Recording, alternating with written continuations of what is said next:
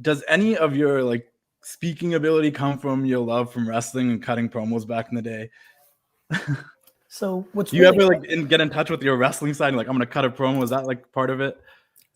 Not only is it a part of it, yeah, I actually think it's I think basically Gary V, the communicator, is a mix between Randy the Macho Man Savage promo and Chris Rock and Eddie Murphy.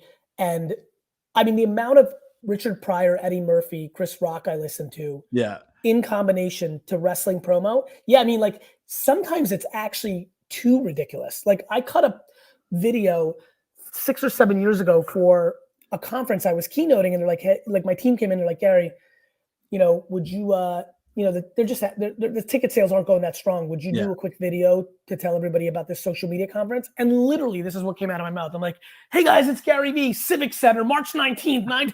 Like, I was like, and then I stopped. I'm like, oh my God, this is literally a fucking wrestling. I've heard something like that. I'm like, this sounds like a wrestling promo to me. It's funny. A couple of wrestlers have hit me up on DM who are fans and are like, dude, you cut promos. And I'm like, I do. I know. It took me, I didn't know it for 5 or 6 years of the Gary V shit. But then when somebody pointed it out and I really started getting into my feelings on it, I'm like, yeah, I think quite a bit. I think a lot of my content now is clips from my day-to-day life. So it's a little bit less, but my rants, which were a big part of my 2014 to 16 content. And I just did one the other day.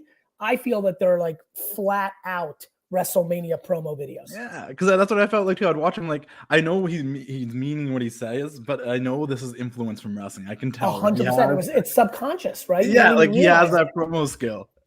Do you have a 100%. favorite promo? Like I know Macho Man's one of your favorites of all time. I mean, so it's easy to be cup of coffee in the big time or something. But yeah, I mean, I think my favorite is when he's outside by the pool. Oh, Mean Gene and Elizabeth. That's right. And he goes, that Mean Gene, there's a plane going by and I'm not on it. Like, and I'm like, I don't know what the cup rises to the top is all time, but for some reason there's a plane going by and I'm not on it. I don't know what it was but I'll tell you what my favorite was. Okay. My favorite was the macro concept of getting us into a frenzy before somebody was actually in the federation. Yeah. By the time Mr. Perfect and Razor Ramon were actually in the ring, I was completely out of control into both of them. Yeah, those vignettes are perfect. And I think that was the brilliance of Vince McMahon and the WWF/E. Like, to me, they just did such a great job in storytelling that you were just salivating to watch one of these guys beat the shit out of Iron Mike Sharp or K9 or Barry Horowitz. You know, back then wrestlers beat up nobodies on Saturday morning. It wasn't all these big matches. Yeah, to build a star. Correct. Yeah. So they did the boxing thing, right? They took a bunch of easy fights. And I mean,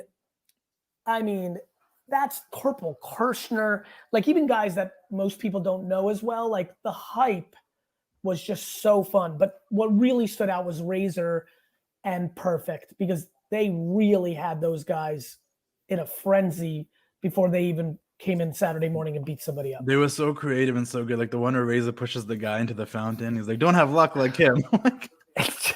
And Perfect just doing the bowling and the golf.